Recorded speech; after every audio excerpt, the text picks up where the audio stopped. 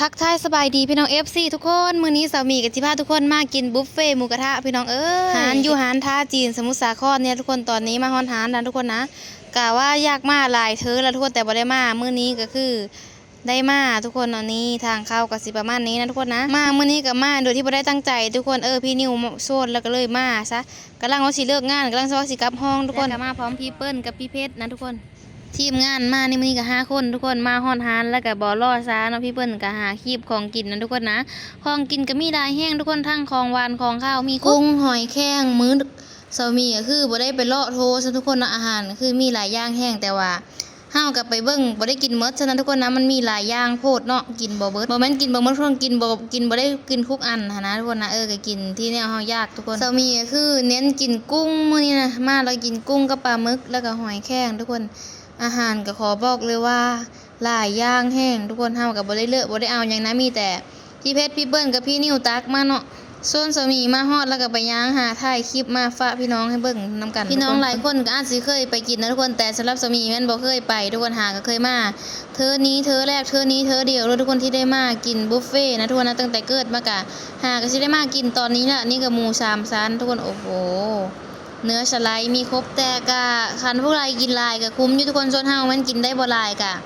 มากินคือมาลองมื้อทุกคนหาน้ำบ่เคยกินบ่เคยมาแล้วอยากมาลองเบิ่งแต่ก็กินแนวที่เฮายากแล้วก็พอทุกคนเนาะถ้าคันผู้ไรว่ากินลายก็สิได้แบบว่าคุ้มอยู่นะน่าจะว่าเสากล้วยจะมีกระตักมาจอกนึง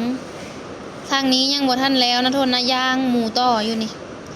ทางพี่เพชรยังย่างหมูอยู่นะทุกคนนะค่าเสียหายในมื้อนี้ก็คนละ300กว่าบาทนะทุกคนมา5คนก็1,000กว่าบาทเนาะเตาก็แม่น2เตาเลยนะพี่น้องนะนี่ประมาณนี้เลยทุกคนทั้งเตาย่างทั้งเตาหมูกระทะเนาะก้อนอึ่งจะมีก็ย่างกุ้งย่างหมึกอันนี้ก็ทีมงานไอ้เฮากับผ้ากันย่างหมูทุกคนมีครบเมื่อน้อยยากหยังไผยากหยังก็ไปตักเอานะของหวานของข้าวก็ตักกินได้ร้านนี่นะจะมีเห็นใน TikTok ทุกคนเห็นเขาแบบว่าเจ้าของร้านเขาถ่ายรีวิวลงหานะทุกคนนะเฮาไปเห็นแล้วก็เลยแชร์ให้ให้เบิ่งแล้วก็เขาก็ว่าสิพามากินหลายเธอแล้วทุกคนแต่โดนแล้วเนาะตั้งแต่เดินก้อนๆนี่ผ่านมาประมาณเดินกว่า2เดินแล้วก็หาก็ได้มาเดี๋ยวนี้พี่น้องมานํพี่เพชรนะพี่เพชรพามาพี่เพชรก็คือคนย่างหมูอยู่ตอนนี้แล้วคนตัวใหญ่ๆนี่แหละเป็นผู้จัดการบริษัทที่จะมีเฮ็ดงานอยู่ทุกคนนี่อาหารเฮาก็สิประมาณนี้ทุกคนนะฝั่งนั้นก็สิหลายแน่เนาะคนก็หลายอยู่นะทุกคนนะที่มากินหมูกระทะอาหารนี้ในมื้อนี้ก็ได้ส่วนสามีก็กินกุ้งเบิ่งทุกคนกุ้งก็เต็มจานนะเปิดกุ้งแล้วก็มากินของหวานเนาะของหวานก็มีหลายอย่างอยู่ทุกคนสามีก็เอามาแตงแล้วก็แคนตาลูปไปแล้วก็วุ้นนะทุกคนนะมาทางนี้ก็มีน้ำหวานหลายอันหลายอย่างแต่เฮาก็ตัวเฮาบ่เคยกินก็บ่กล้ากินนะทุกคนสามีก็กินอันนี้นะทุกคนเขาเอิ้นว่าอีหยังก็บ่ฮู้นะทุกคนเนาะบ่ฮู้ก็ลองชิมเบิ่งพี่น้องหลังจากที่กินอันแบบว่าบุฟเฟ่แล้วก็มาเลาะหาแบบว่าของหวานกินนะทุกคนนะหลายอันหลายอย่างเฮียบางอย่างก็บ่เคยกินทุกคนนี่ก็คือภาพบรรยากาศที่มากินหมูกระทะในมื้อนี้พี่น้องแล้วก็อันนี้ก็คือของหวานทุกคนวิปครีม